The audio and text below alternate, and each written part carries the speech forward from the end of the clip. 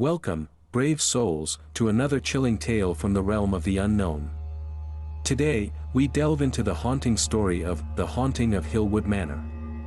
In a quiet town, a manor stands, its past shrouded in mystery and fear. But one courageous woman, Lucy, dares to uncover the truth. What she finds will chill you to the bone. So, gather your courage and prepare to step into the darkness. The story begins now. In the small, quiet town of Hillwood, there stood an imposing manor, known to the locals as Hillwood Manor. The manor, once a symbol of grandeur and prosperity, had now fallen into disrepair, its glory faded with time. The townsfolk avoided the manor, whispering tales of ghostly apparitions and unexplained phenomena. Despite the eerie stories, a young journalist named Lucy decided to spend a night in the manor to debunk the myths surrounding it. Lucy arrived at the manor on a cold, gloomy evening. The manor, with its towering spires and Gothic architecture, cast a long shadow that seemed to swallow the surrounding area. Undeterred, Lucy stepped inside, her flashlight cutting through the darkness. The interior was just as intimidating, with cobwebs hanging from the high ceilings and dust-covered furniture scattered around.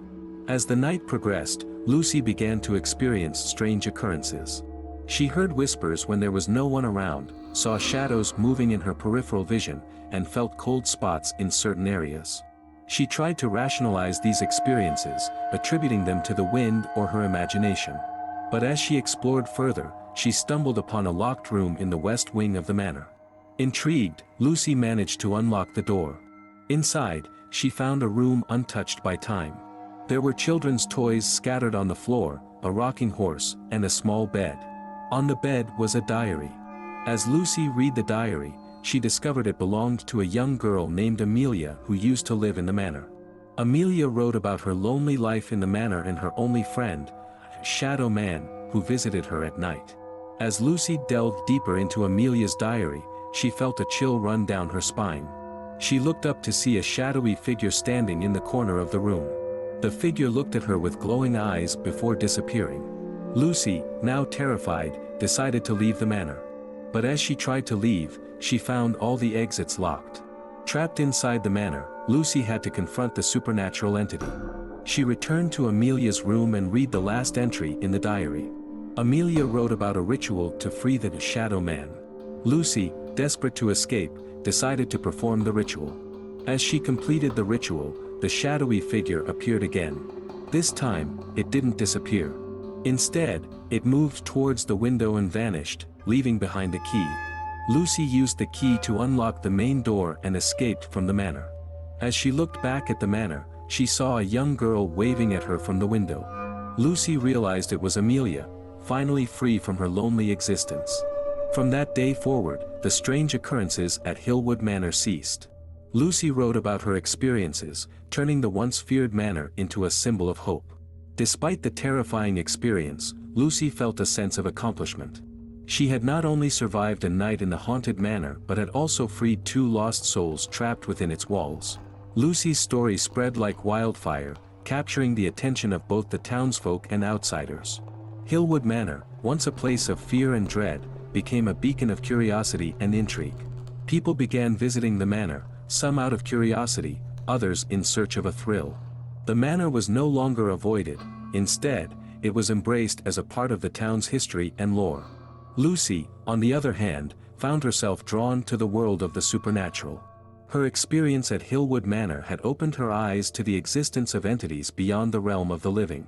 She decided to delve deeper into this world, exploring other haunted locations and documenting her experiences.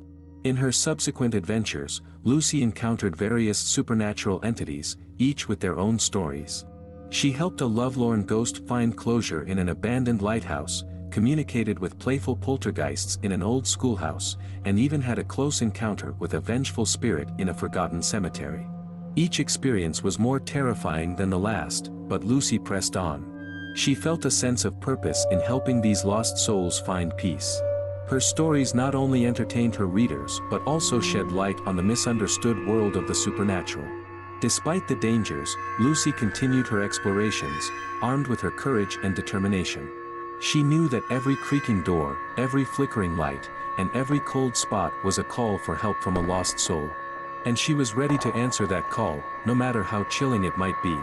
As for Hillwood Manor, it stood tall and proud, its dark past replaced with a story of hope and liberation. The shadowy figure and the lonely girl were no longer trapped within its walls. Instead, their stories lived on through Lucy, a testament to her bravery and compassion. And so, Lucy's journey into the world of the supernatural continued, each step revealing a new story, a new mystery, and a new ghost to set free. Her tales of courage and compassion served as a reminder that even in the face of fear, one could find hope and liberation. Lucy's reputation as a paranormal investigator grew. She was no longer just a journalist, she was a bridge between the living and the dead, a beacon of light in the darkest corners of the supernatural world. Her stories were read by millions, inspiring others to look beyond their fears and understand the misunderstood.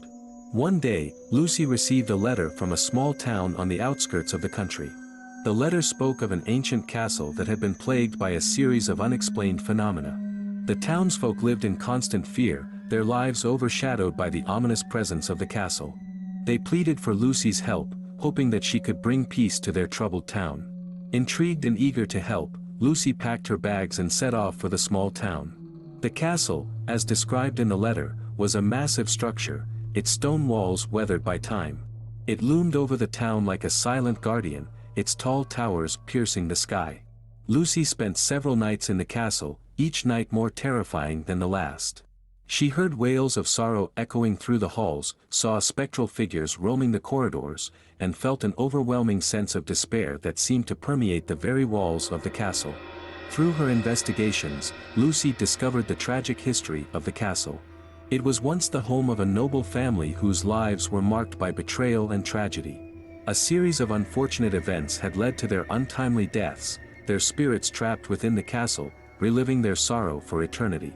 Lucy knew she had to help these lost souls. She conducted a series of rituals, each one aimed at appeasing the spirits and helping them find peace. It was a daunting task, but Lucy was determined. She knew she couldn't leave the castle until every spirit was freed. After several days and nights, Lucy finally succeeded. The castle, once a place of sorrow and despair, was now calm and peaceful. The townsfolk, who had lived in fear for so long, were finally able to breathe a sigh of relief. Lucy's journey continued, her name becoming synonymous with hope and liberation in the supernatural world. Each haunted location she visited, each spirit she helped, added a new chapter to her incredible story. And through it all, Lucy remained humble and compassionate, a true hero in the face of the unknown.